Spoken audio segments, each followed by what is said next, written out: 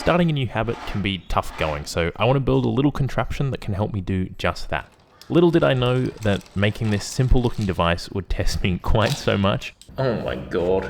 But before we get into all that, what habit am I trying to build and how is this device actually going to help?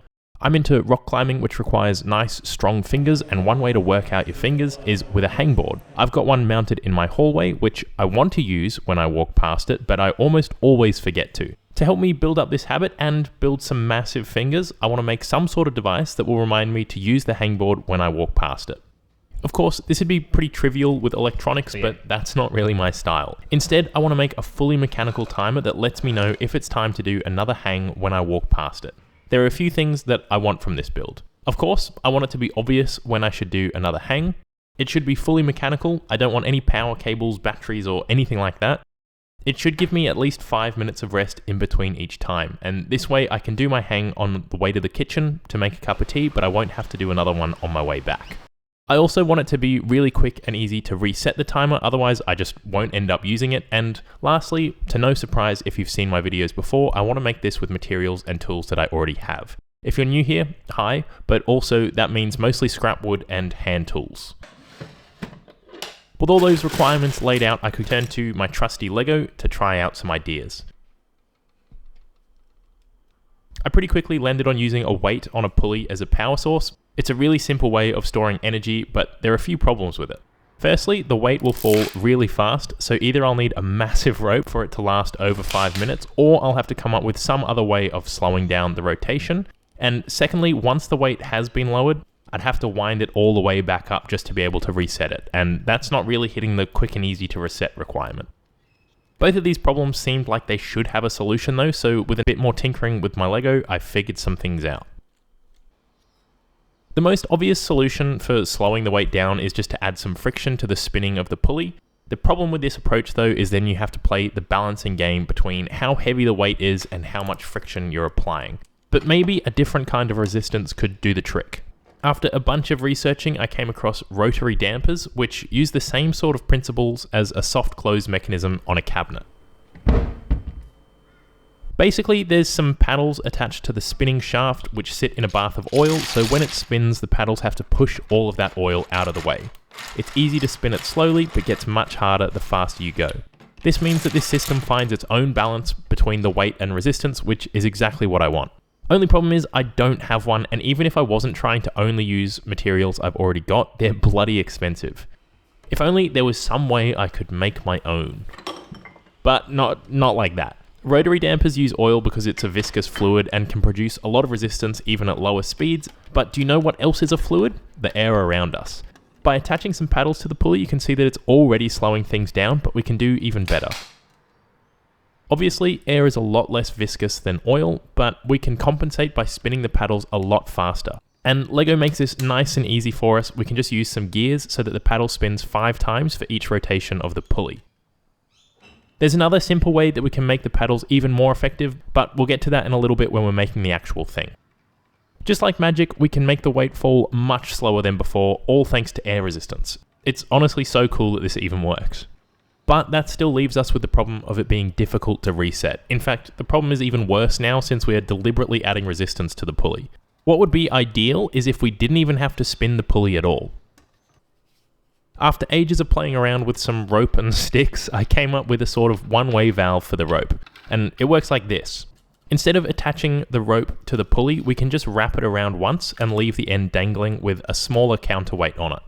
Since the heavier weight is heavier, the rope still falls towards that side, but the counterweight is pulling on the rope too, so the rope cinches down tight around the pulley, giving the rope enough friction to turn the shaft. But when I lift the weight up, there's now only tension on one side of the rope, so it's no longer taut against the pulley and there's not enough friction to make it turn, so the rope just glides over. I'm not gonna lie, I was absolutely stoked with myself when I discovered this. It's exactly what I'm looking for. When left alone, the weight will fall, now nice and slow thanks to the spinning paddles, and to reset it, all we need to do is lift the weight up again. This bypasses the paddles since we're not spinning the pulley, making it quick and easy, just like the requirement demands. There are a few other little snags like how to stop the rope from tangling itself, but thanks to some help from the channel members, we managed to figure that out. If you want to help out on future projects, as well as get some bonus videos and live streams and see my videos early, then consider becoming a member. If you're interested, you can take a look at what's on offer by clicking the join button down below. And of course, a huge thank you to all the members. I appreciate your support so much. Alright, so Lego is cool, but I don't really want to have this thing screwed to my wall, so it's time to start remaking everything out of wood. And yes, I mean everything, including the gears. Now might be a good time to remind you that I've only got hand tools. Originally, I attempted to do this on a live stream for the members, but because the internet in my garage is dodgy, I was doing this in my study, which wasn't ideal. I also made the teeth on the template way too small for my level of skill. After a few hours of sawing and filing, I threw in the towel because it was obviously not going to work out. But undeterred, I tweaked the template to make things a little bit easier on myself, headed down to the garage and gave it another go.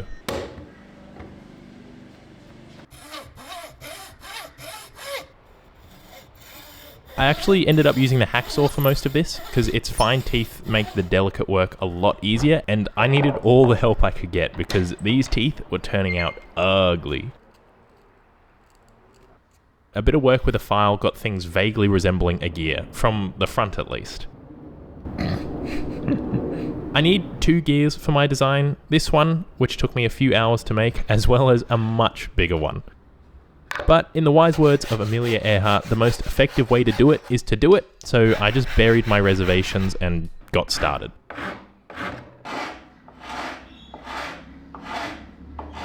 On the little cog, I really struggled with the template sort of crumbling away. You can see, I don't know, like on this tooth here, the paper sort of is a bit mangled, and so it made it really hard to follow the lines because the lines are disappearing. So I'm not sure how I'm going to go with this one.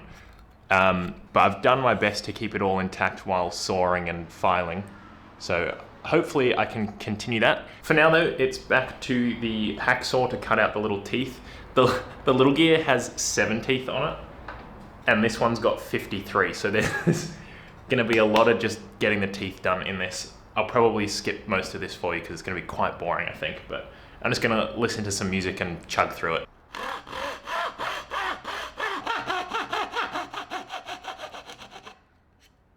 We're halfway. It's gonna take a long time, but we're getting there. I'm scared that I'm gonna do all this and then when I get there, it's not gonna work, but fingers crossed. I'm gonna push on and we'll see how we go.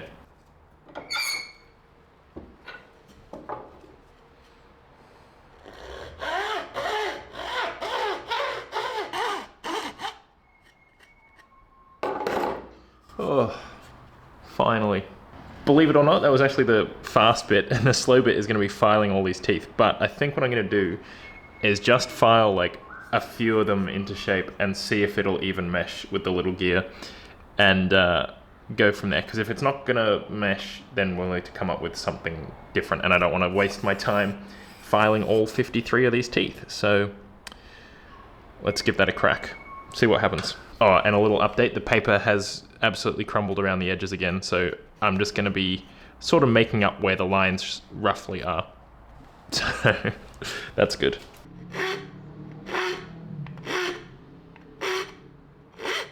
Don't know if you can really tell, but I've cleaned up a couple of these teeth. Not fully, because that would take a long time, but probably enough to get an idea. You know what? I think that might actually work. It's definitely a bit like crunchy, but it is meshing. I think I probably need to remake this one because I've got a lot more practice now at making the teeth. If I remake this one a bit less dodgy, oh, it might actually work. So I just got to do a bunch more filing.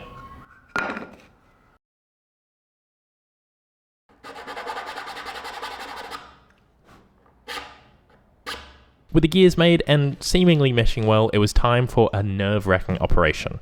I've got to drill center holes in the gears. Long-time viewers will know that drilling accurately has been a bit of a problem for me, and these holes have to be perfect. I center punched the locations, and doing my best to keep the drill perpendicular, I put in some pilot holes.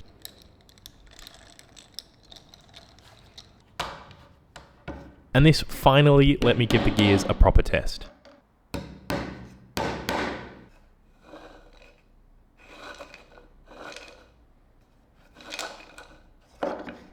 It's honestly such a huge relief that this works, because I spent so many hours filing each individual tooth just to make it run smoothly. So seeing this actually spin properly is, such a good feeling. So I've just got them drilled out pretty small at the moment, but I need to actually embiggen them a little bit with this one so that I can get this dowel through to act as a shaft. And I have tested with the original gear that didn't work at all. I've already tested that fit, and so it's like a nice snug fit on that shaft, so I know that that's the right hole size. It's a bit nerve-wracking doing this drilling though, because I've got to get it like bang on, square, right in the middle, but I think I've managed to get those pilot holes in the right spot, so I've just got to make them bigger now and hopefully get it onto the shafts. So let's do that.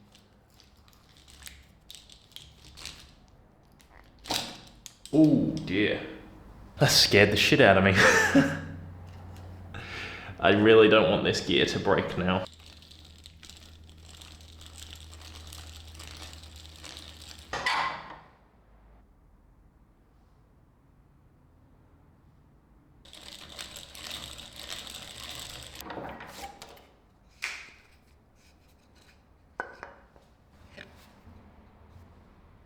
With the center holes drilled for the shaft, I could move on to making the pulley, which I made using a bit of dowel.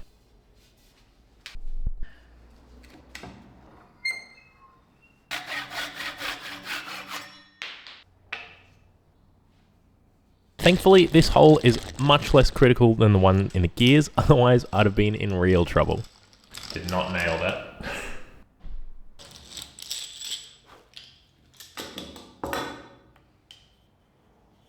There we go. I think it actually straightened up. Making the groove was pretty simple. I just scored a center line and then used a chisel to carve out the notch.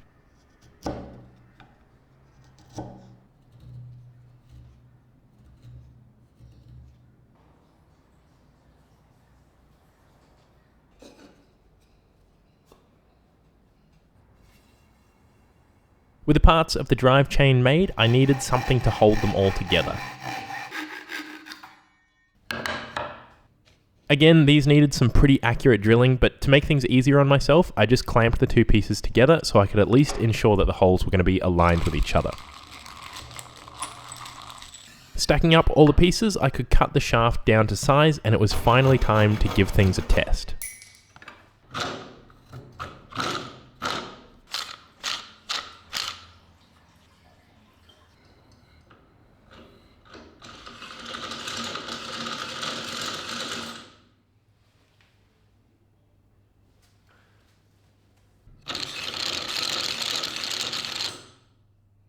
So it definitely works, which is excellent. I was scared when I was making these gears that I would go to all this effort and it would be for nothing, but it definitely seems to be working. I think though, one thing that I'm gonna have to do is probably make a spacer to go in between the gears and the back plate, just because at the moment there's so much surface area rubbing that you get some crazy friction from it. So I think I'm gonna have to, make some little, basically like a little washer or something, just to give a bit of space to make it less rubbing surface. I'm also thinking I'm gonna put some wax from a candle onto the shaft and in these holes, because I think people do that on draw slides to make them smooth and slippery. So I think I'm gonna try the same thing here and wax these up. Between those two things, I'm hoping that this should really make this work much better. The other thing also is got to make the propeller that goes on the front, which is the main thing that is going to be slowing all of this down. So that will also be to come, and I'm not quite sure how I'm going to do that yet, so we'll have to see. But it looks like things are moving in the right direction. After putting in the little spaces and doing some more testing, it was pretty clear that something was going wrong. The gears kept binding and would just stop working. And you can pretty obviously see what's going wrong here. Despite my best efforts, the center hole in the big gear is definitely not perpendicular, so it ends up wandering up and down and sometimes snags completely. So I plugged the hole as best as I could so I could try again. To give myself the best possible chance this time, I used some 2020 extrusion to make a bit of a guide. If I can just keep the drill tucked into the corner, I should be able to drill a nice perpendicular hole. Oh my god.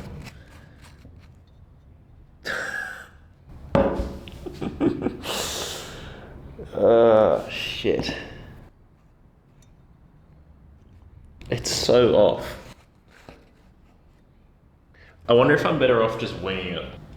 I think this thing doesn't work at all. I think I'm just gonna have to wing it.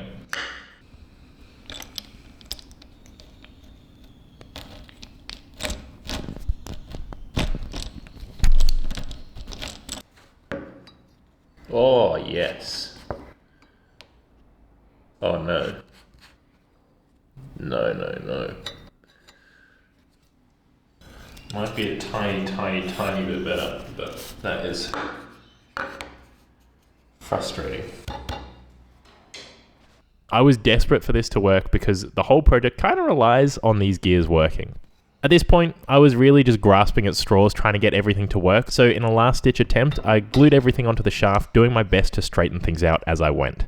With everything together, I hoped against hope and tested it out again, and somehow I'd made it even worse. Without these gears, I won't be able to slow down the weight enough to make this thing work at all. I'm scared that I'm going to do all this, and then when I get there, it's not going to work, and I don't want to waste my time filing all 53 of these teeth. So it's honestly such a huge relief that this works. I was scared when I was making these gears that I'd go to all this effort and it would be for nothing. Now, I'm not going to lie, it was a bit of a crushing realization that I don't have the skills necessary to make this thing accurate enough. And I think I'd led myself to believe I could do it because for my last contraption, I managed to hand carve a screw. But in hindsight, that didn't really require much accuracy at all, just a bit of patience. I really wanted this project to work though, so I had to come up with another way of pulling it off. And as it turns out, the solution had been staring me in the face the whole time. While I may not be able to make gears accurate enough, LEGO certainly could, and maybe I could just use their gears. I still want most of this thing to be made out of wood though, so I need some way of connecting a LEGO axle to some wooden components. To do that, I figured I could carve a little cross on top of a bit of dowel that would fit one of these pieces, which would let me lock the pulley to the shaft. I have to say, when I first thought of this idea, I was pretty resistant to it. I'm not exactly sure why, but I think in my mind I'd committed to the idea of making everything myself, but there wasn't any real reason for that.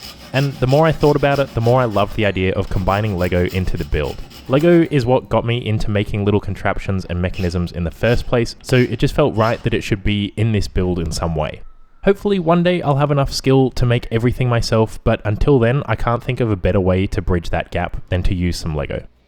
You'll notice this isn't the pulley from earlier, and that's because in my desperation to make the wooden gears work, I'd glued the original pulley onto the shaft, and I figured it'd be easier to just start from scratch, but you've already seen all that, so I'm just going to skip over it. I also carved some matching notches into another piece of dowel, which will become the centerpiece for the paddles. I'm planning to make the paddles out of some skewers in a V shape, so I did some very scientific testing to determine the right drill size, and then made 4 holes for the paddles, which I'll make in a little bit. For now though, you can see how the wooden parts connect onto the LEGO gears. I again need a wooden housing, and this time I can actually use the LEGO to help me drill some perfectly spaced and hopefully perpendicular holes for the axles. These must be Imperial, because this is a 5mm and it doesn't go through, but the 4.5 does, so I don't know what that means. But basically, I'm just going to drill these out bigger, but I won't be able to use this as a guide. So the bane of my existence, trying to drill straight, is back again. We'll just have to see how we go.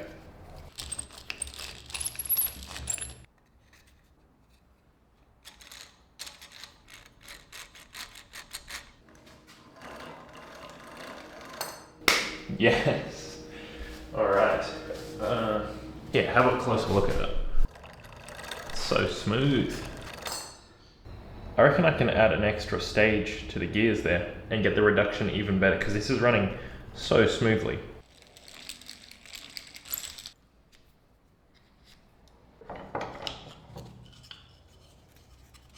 So, got it all set up. Let's see if this thing's gonna work. I'm hoping it does, because this extra gear reduction will mean that the fan is even more effective at slowing it down, so we get a longer timer.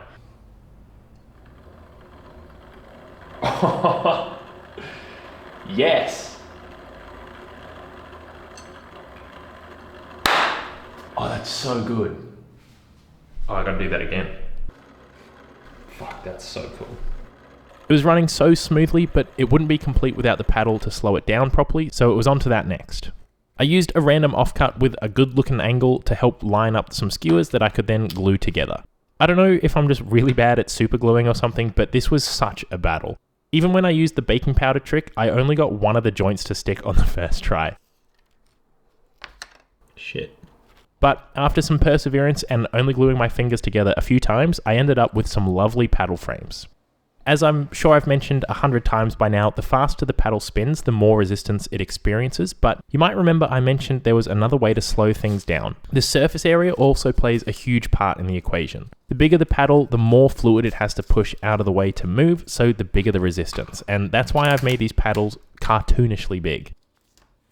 I'm just filling the frames with some paper because it's super easy and it's also super lightweight. Chucking it on the Lego prototype for a quick test, you can see how much more effective that extra surface area makes it. Now we just need the rest of the housing to finish this thing off. The first thing we need is some way of connecting the two halves accurately enough to keep the axles aligned. As this build has revealed, I'm no good at making accurate parts, so rather than relying on my skill to get there, I'm going to rely on the fact that plywood is nice and flat to build up some spaces to the right width. As you can see, these aren't cut anything close to square, but it doesn't matter because the critical dimension is the only one that I'm not responsible for. The next day, I liberated the spaces from the clamps, and using some drill bits to keep everything aligned, I could drill some screw holes to keep all the parts together. You might notice that the pilot holes look pretty small for the screws I'm using. In theory, I should be using my 2.5mm bit, but this is what that looks like. And my 2mm bit is in even worse shape, so instead I'm using a measly 1.5mm bit. I was nervous I'd split the wood while driving in the screws, but thankfully that didn't happen. They were just a forearm workout to get in. I also made some weights because I don't really want a spanner hanging from my wall. Instead, I wanted to make them out of some more of this dowel, and to make one heavier, I wanted to embed a section of threaded rod. This required a hole bigger than the chuck of my drill opens to, so I had to get a bit creative. With a good bit of glue and a little plug in the end, I could seal the rod inside, and after it had had some time to dry, I'd trimmed off the excess and screwed in a little eyelet for a tie-off point. I quickly realized though that this chunk of wood just wasn't going to be heavy enough, so I demoted it to be the lighter counterweight and instead dug up a crusty old cold chisel, which at this point is just a chunk of metal to use as the actual weight. With all these parts finally together, I could give things a bit of a test. With the double gear train on there at the moment, it just doesn't quite have enough juice to continue going. I think there's just like slightly too much friction or maybe some weeble wobbling in the axles that just mean that it can't quite sustain itself, even though I've got the weight completely suspended. I'll keep fiddling and see how we go. I recorded so much footage here, but I'll summarize it for you because it's really long and boring. Basically, I took apart and rebuilt the whole thing a bunch of times, trying to get it all to work with 2 gear stages. But in the end, it just wasn't cooperating. I also actually think that having 2 gear stages would have made this thing go for too long. With just one set of gears, it's a lot more reliable, and I think it still should get us pretty close to hitting the target time, but we'll test that properly once it's installed. Before installing it though, I gave it a short back and sides and a quick sand just to make it a little bit more presentable. Mounting it was super straightforward. I just screwed it straight into the plywood that's already there to hold up the hangboard, and I lined it up between these 2 doors, which I think frames it all nicely. Then it was just a matter of assembling the mechanism, which was a bit fiddly, but we got there. I don't know what it is about this whole thing, but I just love watching it. It's got a whimsical charm that I feel like we just don't get enough of as adults, and it brings me so much joy.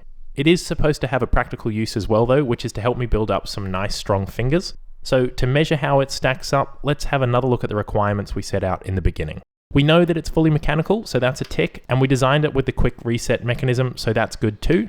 In terms of being obvious, it's very easy to see whether the fan is spinning or not, so if I can get the green block in there, that'll be another tick as well. While I sadly couldn't get the handmade gears to work, I did only use things I've already got, which just leaves us with one more thing to check.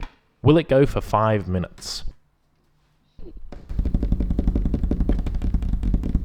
No, it won't. It only got just over half that time, but I think we might be able to do something about that. I made a bit of a claim in the beginning that we wouldn't need to do any weight balancing to get this thing to work, but since I'm limited by the ceiling height and I'm trying to hit a specific time, it turns out that a bit of balancing is going to help after all. So I got rid of the chisel and tried some other things instead and eventually landed on something that was promising. I couldn't quite get it to the 5-minute mark, but it's really not far off. Oh shit. And I think with a bit more tweaking I can get it there, so I'm going to give myself a tentative pass mark there. And now I've got myself a perfect little training companion that lets me know when it's time to do another set of hangs. I can quickly reset it and easily check if it's time for another one every time I walk past. Thank you so much for watching, and I hope to see you again soon.